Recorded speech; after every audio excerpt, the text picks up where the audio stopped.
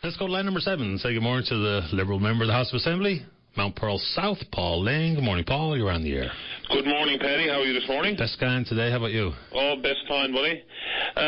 Paddy, the reason why I called this morning, I just wanted to comment on a story which came out on Wednesday, and it related to the Workplace Health Safety Compensation Commission. And basically, what was announced was that there would be, on average for employers, there would be a reduction of 25 cents per $100 assessable payroll. That would impact most employers in the province on their workers' comp premiums. And in addition, there was a slight raise, I guess, in the cap that injured workers, could be entitled to if they were injured. And, this is attributed, they're saying, and I have no doubt, that we have seen less injuries occurring in the province. We have a much stronger safety culture here in Newfoundland and Labrador, I believe.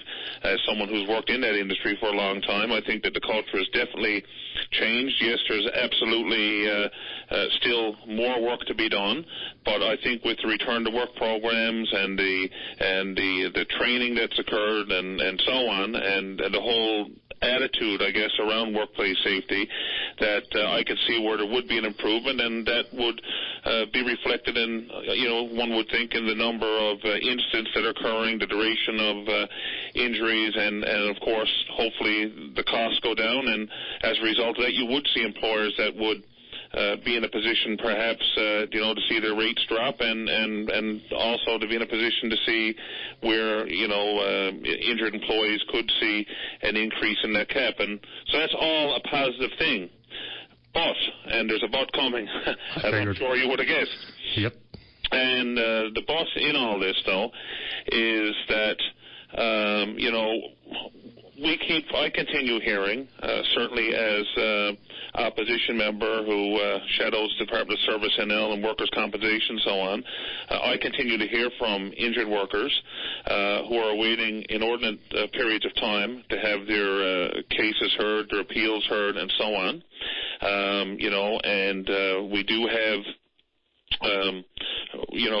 this was something that's been raised quite a number of times, certainly by myself in the House of Assembly, and government did, in the last budget, they did put in an additional permanent review commissioner, which you would view as a positive, but by the same token, to my understanding, there was no new funding, because what they did is that they reduced the number of part-time commissioners, and the thought process was by having a permanent person there as opposed to part-time people, it would be more efficient, and perhaps you could hear more cases and so on, and that on the surface would seem to make sense.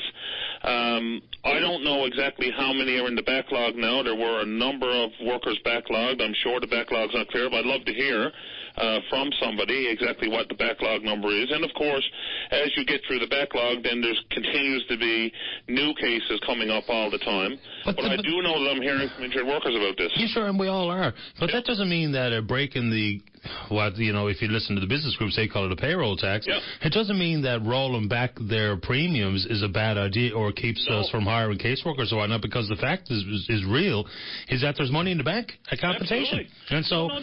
I agree. I totally agree, Paddy, and I think it's, and don't get me wrong, I think, look, if somebody's operating a business, particularly a smaller business,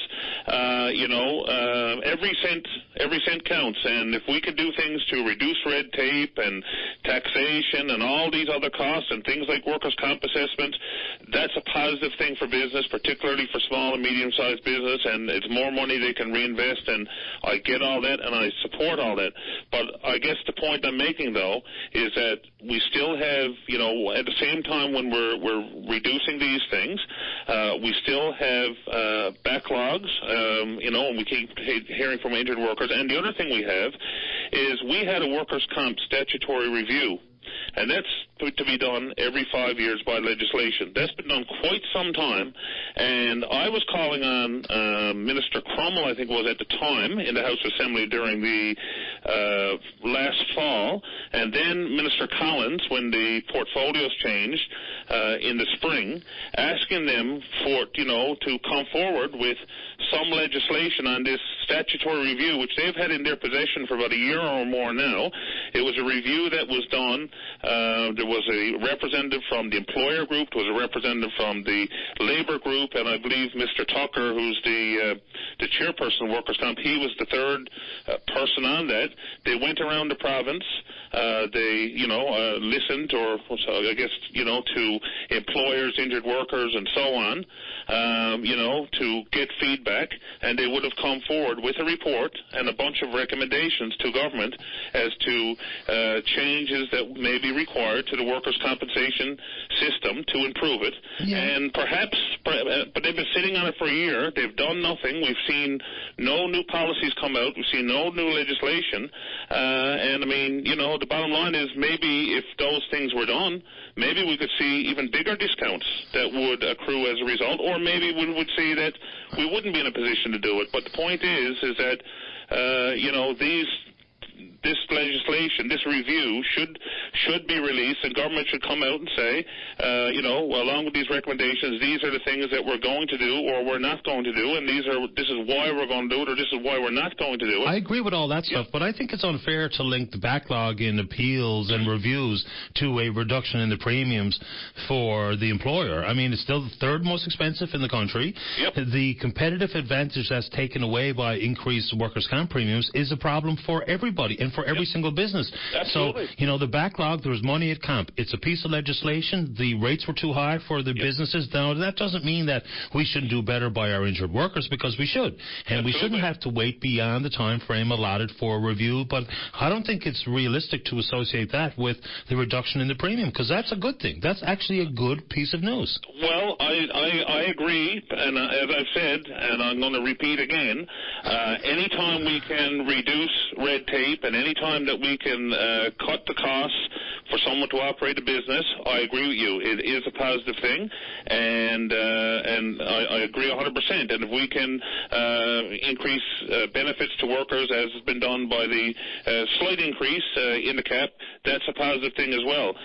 But I guess what I'm trying to say, though, Paddy, is that if the review, which they've been sitting on now for over a year, that review, we should see something coming forward on that in terms of, like I said, these are the recommendations. These are the things that we're going to put in place, and that might, and by the way, Paddy, if those things were done, that might see employers get a 50-cent change or $1. I mean, I'm not suggesting that it would go up. Maybe it would go down. But let's get it done. So, before we get all excited about, increasing, or I guess reducing costs on one side of the equation and increasing benefits on the other side of the equation, let's look at where the problems are. Let's look at the recommendations that have been made by, like I said, the employer and employee groups, and let's implement whatever changes we need to, and then we'll be in a much better position to see exactly what the cost would be by doing this, and like I said, maybe there could be even bigger discounts. Yeah, because, I mean, these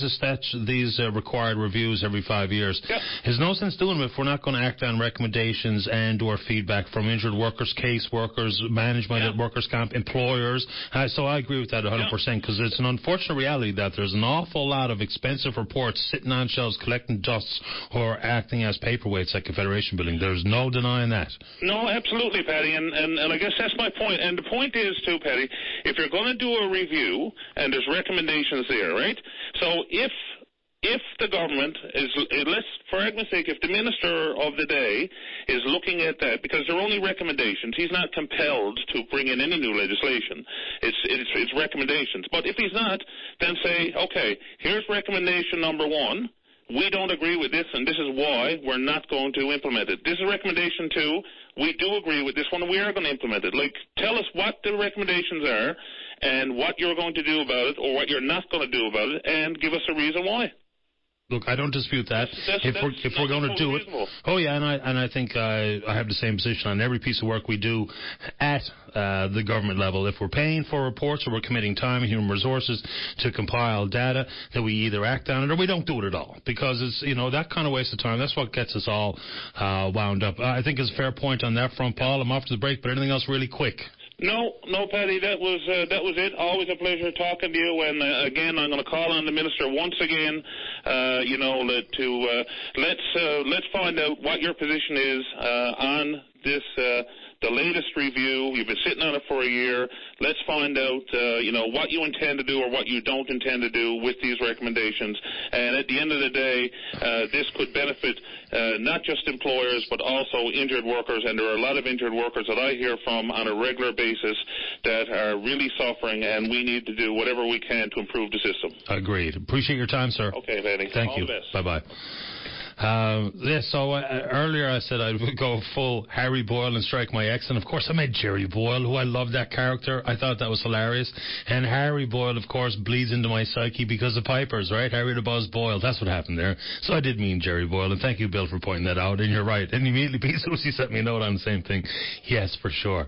And Jerry Boyle is what I meant to say, and I'm happy to correct myself on that front.